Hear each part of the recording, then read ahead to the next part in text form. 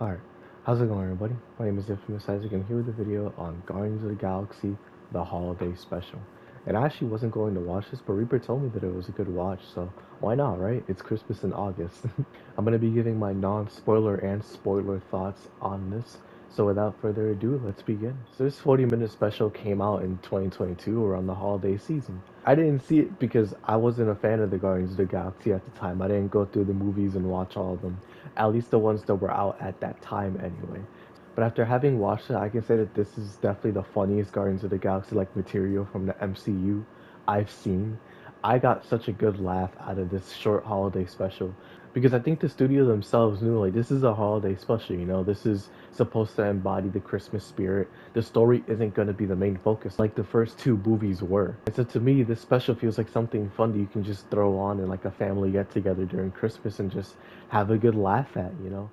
The characters were great, but there were two that did get more spotlight than the others. But overall, the characters at least had some moments to shine, each individual one. But the music was fine. Not my favorite out of all the Guardians of the Galaxy music material. It was mostly original material too, fitting for the holiday special. The story is super simple, so you don't have to worry about knowing what happened beforehand. The special does a good job just explaining right away, like, here's what happened between two and this special. And it doesn't even matter what happened. It's just like, this is the setting and this is the plot. But in its entirety, it's a 7 to a 7.5 for me.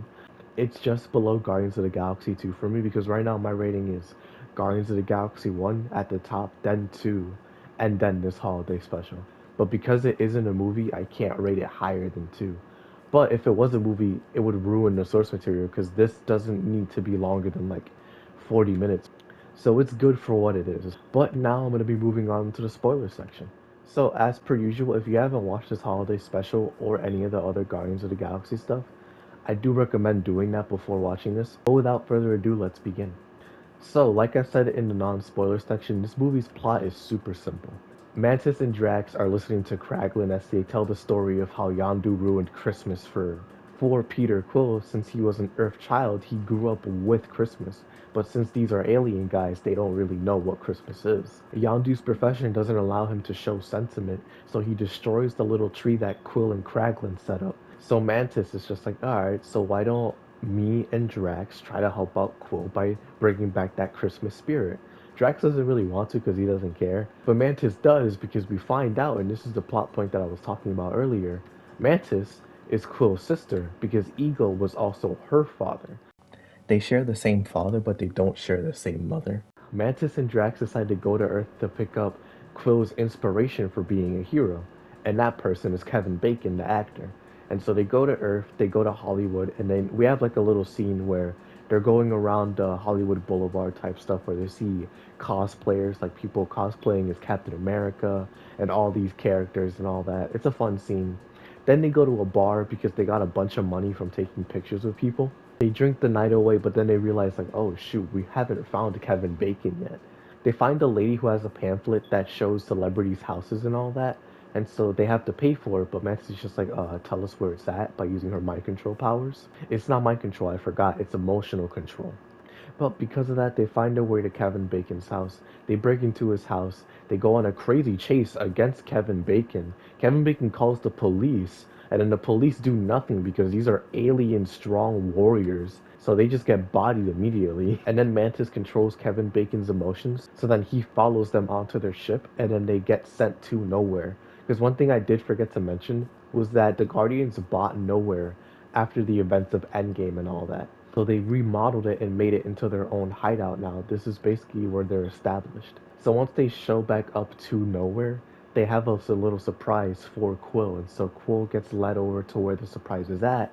And this is where everybody's like, oh, Merry Christmas, Quill. And they set up this whole little like ornament thing. Things are going great. Everybody's happy. They're giving each other gifts.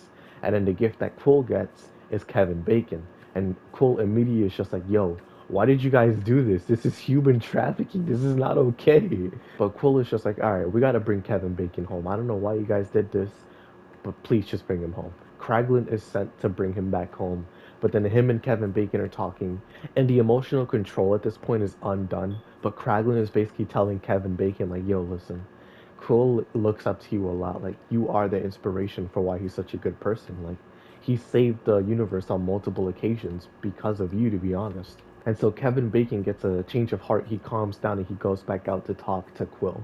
And so he does this little like musical number and all that. Everybody's having a good time.